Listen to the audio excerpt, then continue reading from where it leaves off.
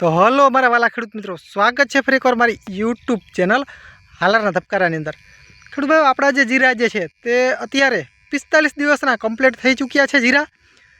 ખેડૂત ભાઈઓ, જીરાનું ખાસ એનાલિસિસ કરીએ અને જોઈએ તો આવી કન્ડિશનમાં હાલમાં આપણા જીરા છે, તમે જોઈ શકો છો। આ જીરા આપણા ખેડૂત ભાઈઓ 45 દિવસના જીરા થઈ ગયા છે।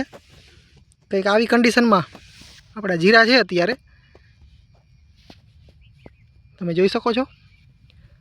આ કન્ડિશન છે જીરાની।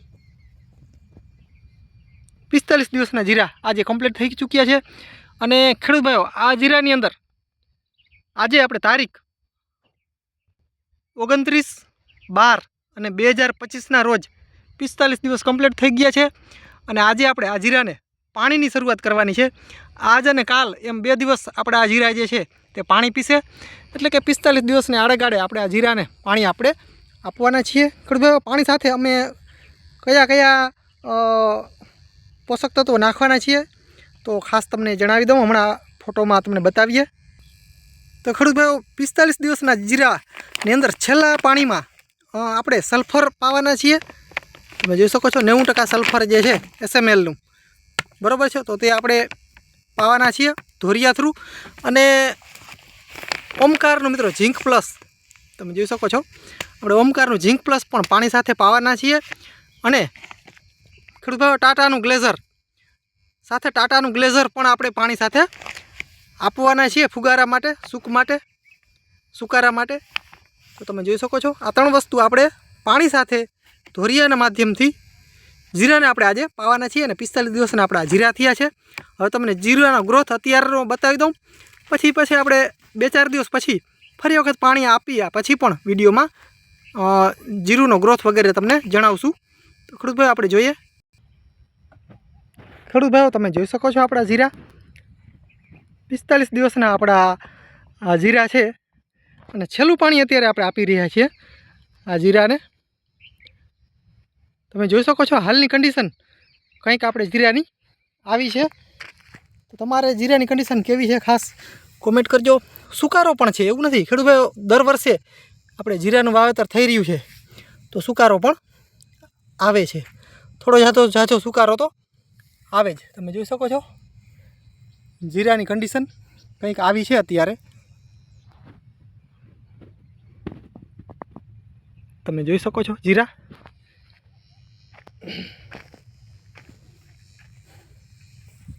આ ટાઈપના જીરા છે। આ વર્ષે ખેડૂત ભાઈઓ મેન વસ્તુ પ્રોબ્લેમ એ આવ્યો છે જીરાની અંદર કે વાતાવરણ બરાબર માફક આવતું નથી। હજી સુધી જીરાને વાતાવરણ બરાબર માફક આવતું નથી, જેના કારણે આ જીરામાં ખેડૂત ભાઈઓ પ્રોબ્લેમ આવી રહ્યા છે। સુકારાના હોય, ઘણા બધા ખેડૂતોને સુકારાના અત્યારે પ્રોબ્લેમ આવી રહ્યા છે। તો તેનું મેન કારણ તો એ છે કે વાતાવરણ બરાબર નથી। બીજું કારણ એ છે કે દર વર્ષે એકને એક ખેતરમાં જીરાનું વાવેતર કરવું। તો આવા જે 2-3 કારણો જે છે તે મિત્રો તેને લીધે લીલો સુકારો અને પીળા સુકારાનો ભયંકર એટેક ખેડૂતોને જીરાની અંદર જોવા મળી રહ્યો છે। આની અંદર પણ ખેડૂત ભાઈઓ છેલ્લા 4-5 વર્ષે જીરાનું વાવેતર થઈ રહ્યું છે, એટલે આની અંદર પણ લીલા સુકારાનો થોડો ભાગ છે। પણ દેશી ખાતર અને ટ્રીટમેન્ટ કાયદેસર થાય છે જીરાને, એટલે મારા અનુમાન પ્રમાણે વાંધો નહીં આવે। બાકી તો આ ખેડૂત ભાઈઓ જીરા છે, આનું કંઈ કહી ન શકાય કે હું જીરા રાખી જ લઉં કે એવું કહી ન શકાય। આનું કાંઈ નક્કી ન રહે, કેમ કે આ વર્ષે વાતાવરણ એકદમ વિચિત્ર છે। હજી ખેડૂત ભાઈઓ ઠંડી પડી જ નથી। જે શિયાળો આજે આવવાનો હોય તેની શરૂઆત બરાબર થઈ જ નથી શિયાળાની, જેને કારણે જે ઠંડીનો મોલ છે, વિચાર કરો ઠંડીનો મોલ જે છે તે ઠંડીમાં જ બરાબર થાય, બરાબર। જ્યાં સુધી જીરાને બરાબર ઠંડી નહીં આવે ને ત્યાં સુધી જીરામાં આ પ્રોબ્લેમ રહેશે અને ગ્રીનરી અને જોરદાર નહીં પકડે, ટાઈમ લાગશે। એટલા માટે ખાસ તમે ગમે એટલી દવા છાંટશો, ગમે તે કરશો, પણ શિયાળો બરાબર બેઠો નથી, હવામાન બરાબર નથી, વાતાવરણ મેચ નથી, દિવસનો તડકો તપી જાય છે, રાતે નોર્મલ ઠંડી પડે છે, આપણે સ્વેટરની પહેરવાની જરૂર પડતી નથી। તમે વિચાર કરો, જ્યાં સુધી આપણે સ્વેટરની જરૂર નથી પડતી ત્યાં સુધી ઠંડી બરાબર નથી, એટલે કે ઠંડી બરાબર નથી, જેને કારણે આ મોલ જે છે તે ઠંડીનો છે। આને કારણે સુકારાના ઇસ્યુ ઘણા બધા આવી રહ્યા છે।